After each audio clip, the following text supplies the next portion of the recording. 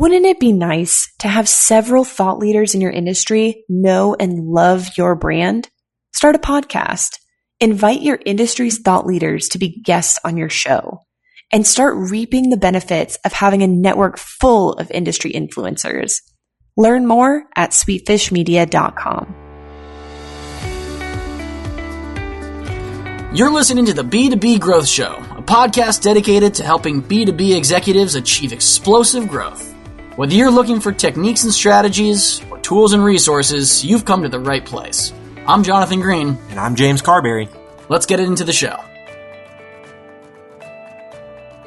Welcome back to the B2B Growth Show. We are here today with Jo Overline. He's the co-founder and CEO at SwingDev. Jo, how are you doing today? Doing great. How are you? I am fantastic. So, Jo, as we were talking offline, we were talking about an approach to finding your ideal clients, as well as an approach to breaking in to those accounts once you've identified, who those ideal clients are for you. But before we dive into that, Jo, I'd love for you to explain to our listeners just kind of a little bit about SwingDev and what you and your team are up to over there. Sure. We specialize in software development, not only mobile development, kind of everything these days. We started off in mobile, but basically we are a team that provides uncompromised quality and 100% delivery to clients, which oddly enough in the software world, that alone is a unique business model. So because there's just guaranteeing and doing everything we can to make people happy has really brought us success in the Bay Area and the whole VC world out here. I love it. So Jo, I'd love to jump right into the good stuff today. And as we were talking offline, there are two specific things that I think you guys are doing really effectively, and the first one feeds into the second one. And so this first idea is kind of what you guys have done to identify kind of ideal clients for SwingDev. Can you talk to us about kind of the process that you've built that is allowing you guys to do that at scale? Yeah, absolutely. In our system, we've found that it is key to essentially laser target our potential needs. The shotgun spam approach that so many companies do is completely ineffective. It's not efficient for people's time. So we really analyze potential clients and potential target. So 100% of the people that we're approaching are people who need our services. And we do that by having our sales team, but supported by a team of researchers. So while, it's key, salespeople need to spend their time doing what they're best at, sales. So we work with them coming up with, potential clients, potential industries, people who need us, and then we have the researchers find those targeted leads for our salespeople to approach. So once you've identified who they are, you've got to break into that account. And I think this is where a lot of people screw it up. And so it, with the effectiveness that you guys have had in your outreach, kind of what has been the key to that? Well, I mean, really, it needs to be targeted, like I mentioned. It needs to be relevant to their needs. It needs to appeal to what they actually need. You don't want to just send out a menu of services. It's boring. It's not interesting. It's not at all compelling. You really need to craft a message that person sees and it's like, wow, this is something that fits with what I need to make me more successful at my job, or just me look better to my boss. You have to really understand that people think about themselves, and you can find out what those needs are with people and appeal to that, and great partnerships can bloom. And so is the outreach typically just kind of like a question, or is there a formula to it? Is it totally different in every email that's going out? How does that look? It's totally different. I mean, we try everything. We are big believers in not being boring. We try things that are different than other people. We really look for unique approaches, and we have fun with it. And we really are big in and our company is all about truthfulness, transparency. Like,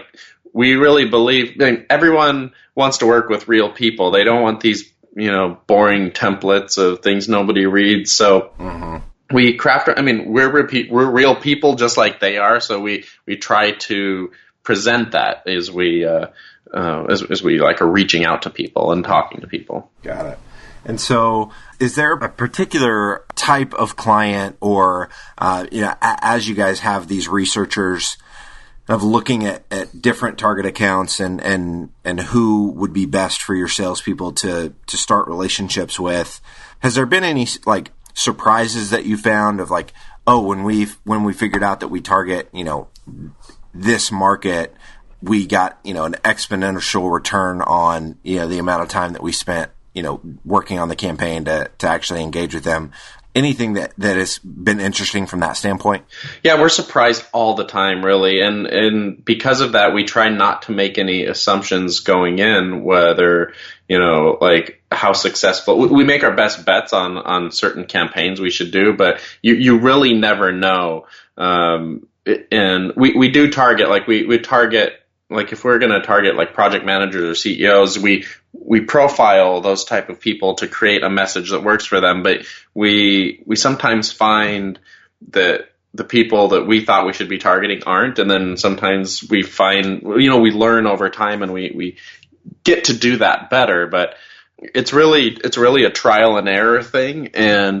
But it's all about keeping focused and, to actually reach the right people. And sometimes you don't know who that is sometimes, and you got to figure it out. Yep.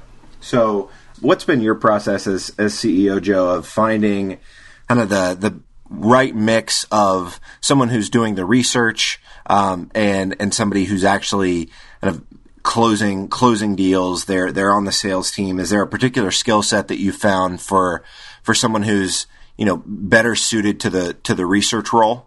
Yeah, absolutely. I mean, they're two completely different skills. I mean, you can take a smart salesperson can do research, but the thing is, when people are on your team, you have to put them in an environment where they can use their best skills. So just because a top sales guy can do research doesn't mean he should. The people who are good researchers are the ones that really don't want to talk to anybody. They just want to sit in their computer and they want to dig through websites and text and do all these things, and more the introverted type person. So they're actually happier doing that. Those people would never want to be a salesperson. So like, I'm big on being very mindful of putting people in an area where they just do what they do best. Just because they can do other things and can do everything doesn't mean they should, because it's really not an efficient use of their time. I've totally bought into that philosophy as well. Have there been any frameworks or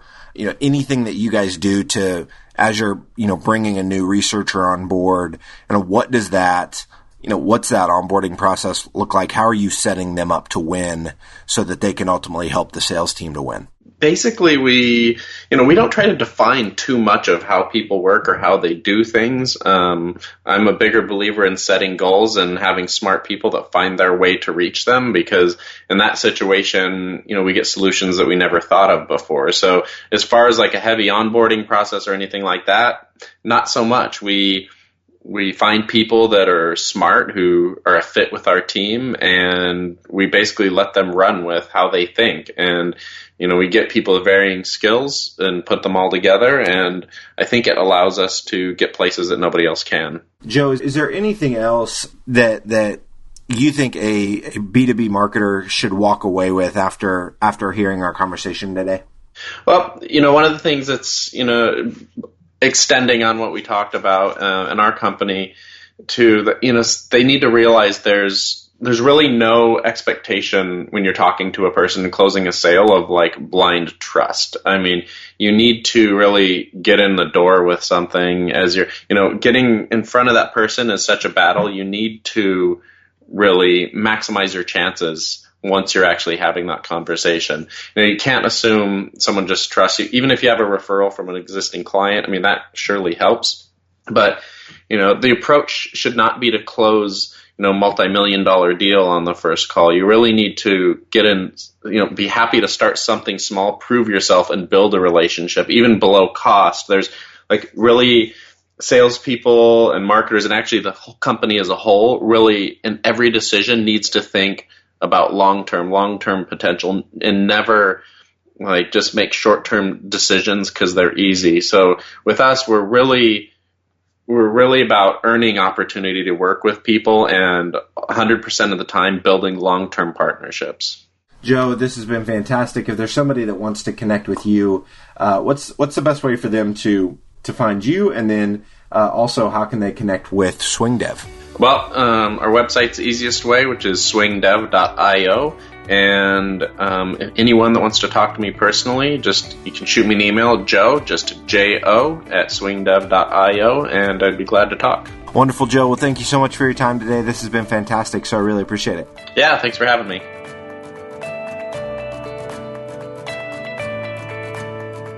To ensure that you never miss an episode of the B2B Growth Show, subscribe to the show in iTunes or your favorite podcast player. This guarantees that every episode will get delivered directly to your device. If you or someone you know would be an incredible guest for the B2B Growth Show, email me at jonathan@sweetfishmedia.com. Let us know. We love connecting with B2B executives, and we love sharing their wisdom and perspective with our audience. Thank you so much for listening. Until next time.